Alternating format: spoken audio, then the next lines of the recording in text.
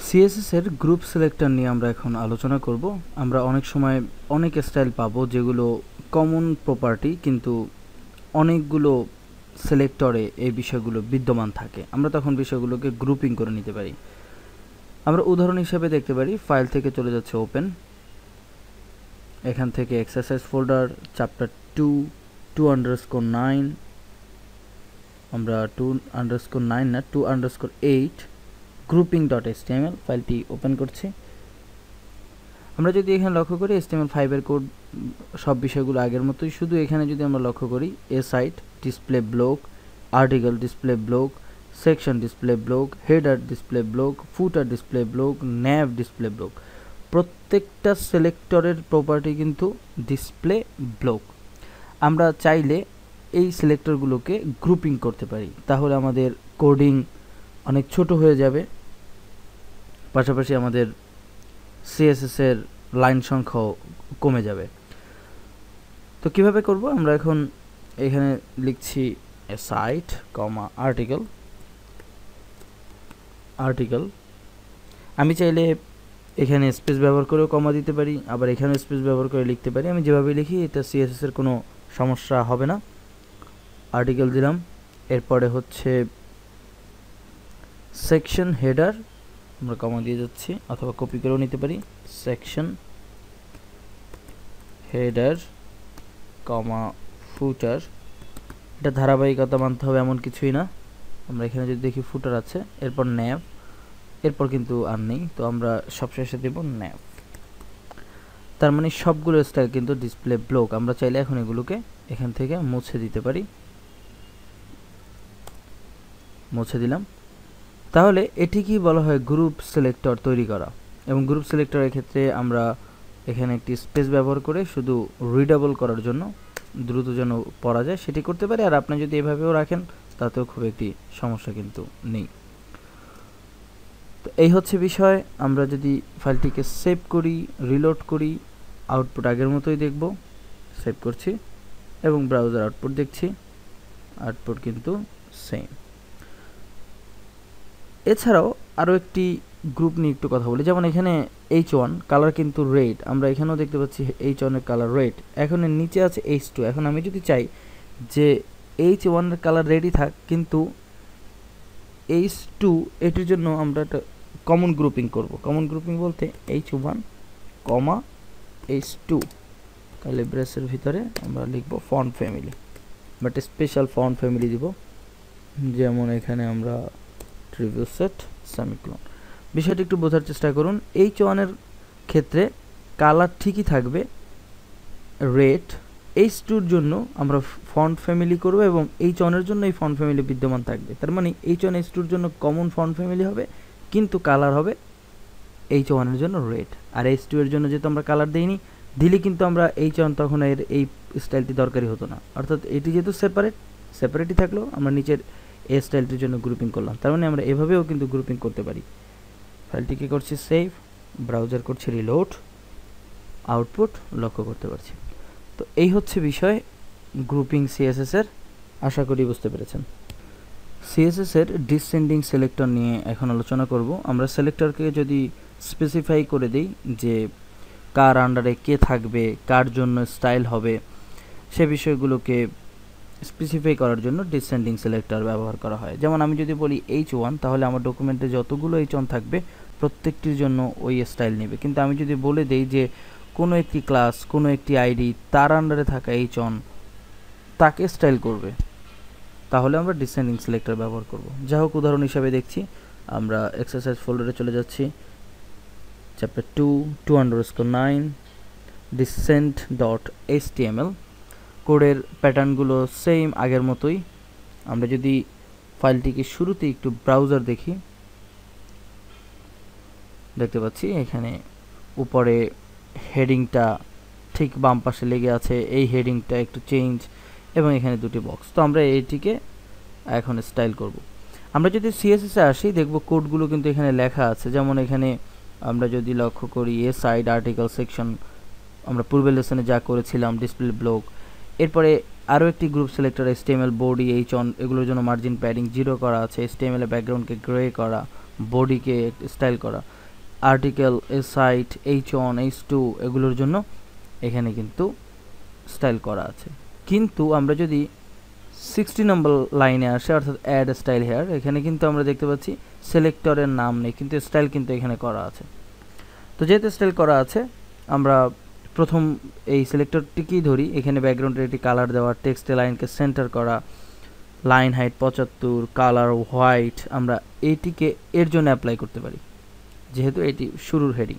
এখন এর জন্য যে অ্যাপ্লাই করব, আমরা যদি একটু HTML এ আসি, দেখব এখানে কিন্তু প্রথম হেডিংটি কার আন্ডারে, হেডারের আন্ডারে।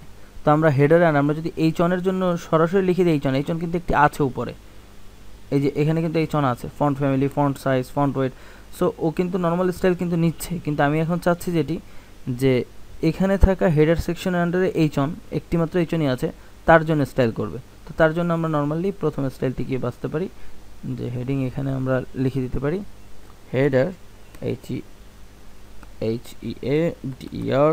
H1, তাহলে এটি ডিসেন্ডেন্ট সিলেক্টর, অর্থাৎ এই যে মাঝখানে যে একটি স্পেস দিলাম এটি কিন্তু ডিসেন্ডিং সিলেক্টর নির্ধারণ করে, অর্থাৎ একেবারে স্পেসিফাই করে যে হেডারের ভিতরে থাকা H1কে এই স্টাইল করবে। করছি সেভ, ব্রাউজারকে করছি রিলোড। দেখতে পাচ্ছি এখানে স্টাইলটি কিন্তু সরাসরি সে নিয়ে নিয়েছে, যেহেতু স্টাইলটা আমার এর আগেই কিন্তু তৈরি করা ছিল। ব্যাকগ্রাউন্ডে একটি colour, text line centre, line height থাকবে, কালার অর্থাৎ ফন্ট কালার হোয়াইট থাকবে, তাই কিন্তু হয়েছে। আসুন পরেরটি কিন্তু এখানে শুধু কালার দেওয়া। আমরা এর পরের সেকশনটি দেখি যে সে কি আছে। সেও H1, বাট সে আছে আর্টিকেলের আন্ডারে।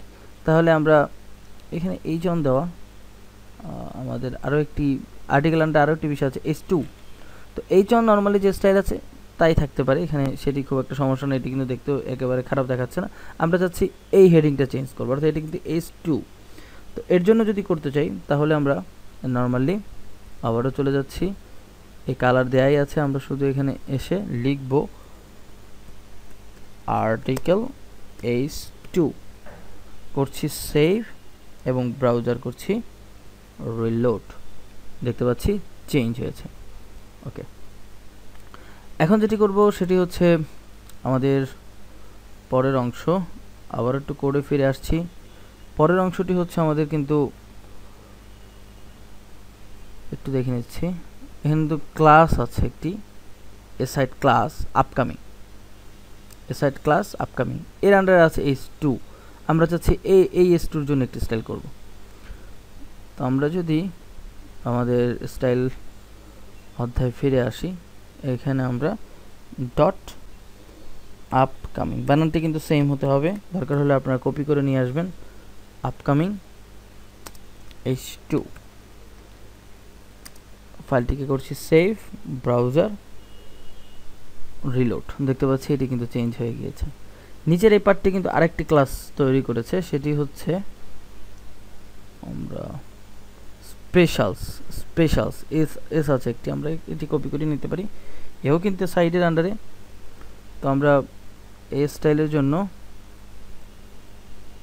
আমরা কিন্তু ক্লাস করছি, নট এ সাইট, এটি কিন্তু মাথায় রাখতে হবে। ডট কন্ট্রোল ভি, এরপরে H2 স্পেস, ফাইলটি সেভ, ব্রাউজার রিলোড, স্টাইল তৈরি হলো।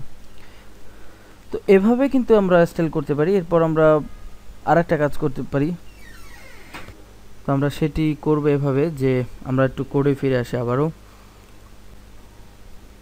এখানে আমরা স্পেশাল পর্যন্ত করলাম, এরপর লক্ষ্য করুন আর্টিকেল আছে এবং আর্টিকেলটি শুরু হয়েছে, আর্টিকেল ক্লোজিং হয়েছে, আর্টিকেলটা শুরু হয়েছে আরও উপরে, অর্থাৎ ওই এসাইট পুরো সেকশন কিন্তু আমাদের আর্টিকেলের ভিতরে। তো আমরা চাচ্ছি যে এই যে প্যারাগ্রাফ আছে কার আন্ডারে, আর্টিকেলের আন্ডারে কি আছে, এসাইট। তো আমরা যদি আর্টিকেলের আন্ডারে পি ধরি তাহলে কিন্তু এই উপরের সেকশনটি পাবে, নিচের সেকশনটি পাবে না। তো আমরা কি করব, আমরা সরাসরি দুটি সেকশনকে দিয়ে দেবো, যেহেতু আমাদের এর ভিতরে দুটি পার্ট রয়েছে, এসাইট এবং আর্টিকেল। তো আমরা আবারও যাচ্ছি, এই পার্টটিকে একটু স্টাইল করব, লিখে দিচ্ছি আর্টিকেল। প্রথমে কিন্তু উপরেটি লিখতে হবে আর্টিকেল, পরে এসাইট, এরপরে পি। তার মানে আমরা আরও ক্লিয়ার করলাম যে আর্টিকেল তার আন্ডারে আছে এসাইট, তার আন্ডারে যে পি থাকবে তার জন্য এই স্টাইলটি হবে, কি হবে, লাইন হাইট এবং মার্জিন। করছি সেভ, দিচ্ছি রিলোড, দেখতে পাচ্ছি ফুল বিষয়টি কিন্তু এখন চেঞ্জ হয়ে গিয়েছে। তো এই হচ্ছে আমাদের ডিসেন্ডিং সিলেক্টর সিএসএস এর। আমরা এভাবে ডিসেন্ডিং সিলেক্টরের মাধ্যমে আমাদের ডকুমেন্টকে সুন্দরভাবে স্টাইল করতে পারি। পূর্বের লেসনে আমরা ডিসেন্ডিং সিলেক্টর দেখেছিলাম, এই পর্যায়ে আমরা দেখব চাইল্ড সিলেক্টর। সিএসএস এর এই চাইল্ড সিলেক্টর খুবই গুরুত্বপূর্ণ, তবে খুব বেশি ব্যবহৃত হয় না, তারপরেও অনেক সময় স্টাইলের ক্ষেত্রে আমাদের প্রয়োজন হতে পারে। চাইল্ড সিলেক্টর মূলত ইমিডিয়েটলি স্টাইল ডিফাইন করার জন্য ব্যবহৃত হয়ে থাকে। আমি ফাইল থেকে ওপেন করছি, ডেস্কটপ থেকে এক্সারসাইজ চ্যাপ্টার 2:10 child.html। আমরা যদি কোডে লক্ষ্য করি, এখানে সেম কোড রয়েছে পূর্বের লেসনগুলোতে যে কোডগুলো ব্যবহার করা হয়েছে। একটু শুরুতে আউটপুট দেখে আসছি ব্রাউজারে, আউটপুটটি এমন। এখানে আগের মতোই দুটি এসাইড ব্যবহার করা হয়েছে এবং এখানে কিছু লিস্ট তৈরি করা হয়েছে যেগুলো আমরা বলতে পারি ওএল। তো আমরা এখানে একটু স্টাইলের ভিতরে আসব, লাইন নাম্বার 17। আমরা এখানে দেখতে পাচ্ছি আর্টিকেলের আন্ডারে রয়েছে h2, তার মানে আর্টিকেলের ভিতরে h2-তে এই কালারটি ডিফাইন হবে। আমরা একটু যদি আর্টিকেল সেকশনে আসি, আর্টিকেল শুরু হয়েছে এখানে, অর্থাৎ লাইন নম্বর 79-তে।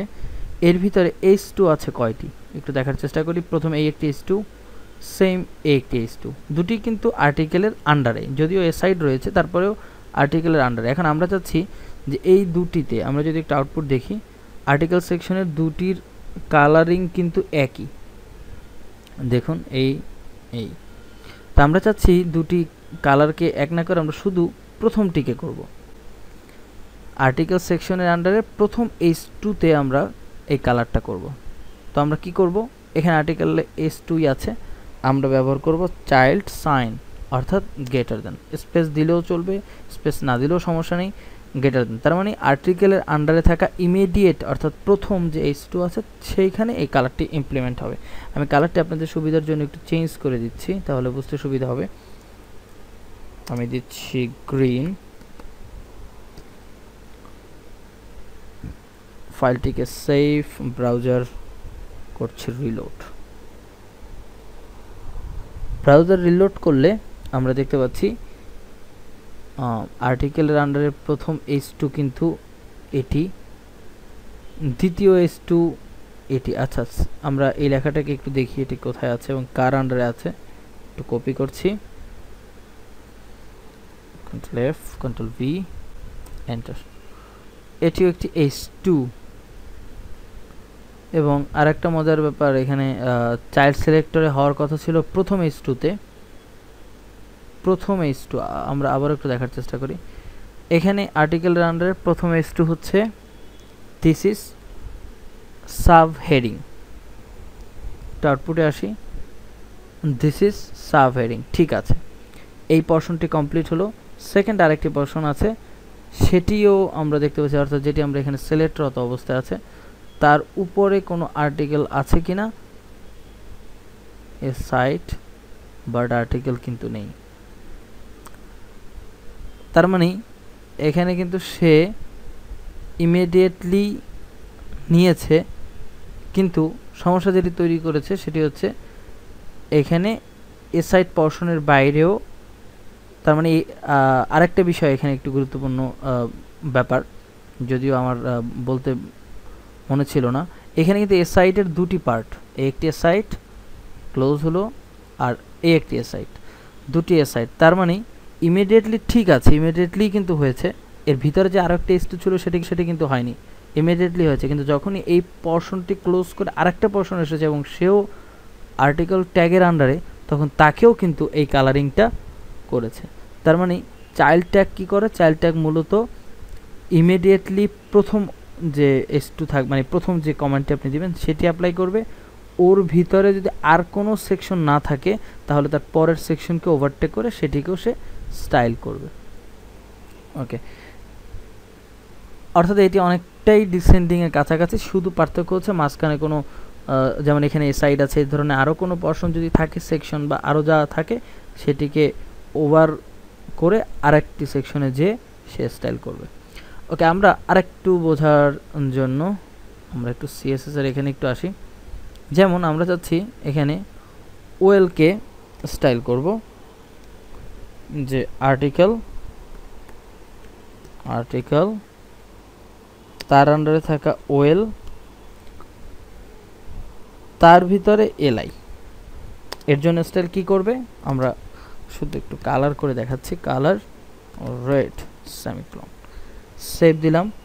আরেকটু স্পেসিফাই করলাম, কি হলো যে আর্টিকেলের ভিতরে থাকা যে যতগুলো ওয়েল আছে, ওয়েলের ভিতরে থাকা লাইগুলোকে সে স্টাইল করবে। দেখুন তাই কিন্তু করেছে, পুরোটাই কিন্তু আমার আর্টিকেল সেকশন। আশা করি চাইল্ড ট্যাগের ব্যবহারটি আপনারা বুঝতে পেরেছেন। সিএসএস এর আরও এক ধরনের সিলেক্টর হচ্ছে অ্যাডজেসেন্ট সিলেক্টর। অ্যাডজেসেন্ট সিলেক্টরের মাধ্যমে আমরা নির্ধারিত ইমিডিয়েট কোনো বিষয়কে উপস্থাপন করতে পারি।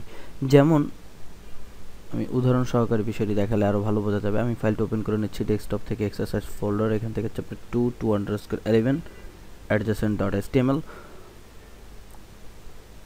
আমরা এই ফাইলের শুরুতে একটু ব্রাউজার আউটপুট দেখব। ব্রাউজার আউটপুট ঠিক এমন, এখানে আমাদের অনেকগুলো হেডিং আছে, উপরে একটি হেডিং এবং এখানে বেশ কিছু প্যারাগ্রাফ আছে। এখানে দুটি হেডিং আমরা লক্ষ্য করতে পারছি, যেটি H2 এর আন্ডারে। তার আগে আরেকটু এখানে বুঝিয়ে নেই যে এখানে কিন্তু H2 হচ্ছে এই বিষয়টি, তার আন্ডারে প্যারাগ্রাফ। এখানেও H2 তার আন্ডারে প্যারাগ্রাফ। এখন আমরা চাচ্ছি যে H2 আন্ডারে থাকা ইমিডিয়েট পি যেটা, সেটি চেঞ্জ হবে, তখন কিন্তু আমাদের অ্যাডজেসেন্ট সিলেক্টরটি ব্যবহার করতে হবে। অ্যাডজেসেন্ট সিলেক্টরটি এমন, আমরা এখানে কোডগুলো যদি দেখি আগের মতোই আছে। এখানেও কিন্তু আমরা H1 এর আন্ডারে, H2 এর আন্ডারে যদি দেখি, একটি পি, একটি পি, দুটি পি। তো আমরা কোড লিখব। কোড লেখার জন্য আমি স্পেস নির্ধারণ করে রেখেছি। আমি যদি এভাবে লিখি H2 প্লাস পি, সেকেন্ড ব্র্যাকেটের শুরু শেষ, এর ভিতরে ধরুন দিলাম font style italic, semicolon, font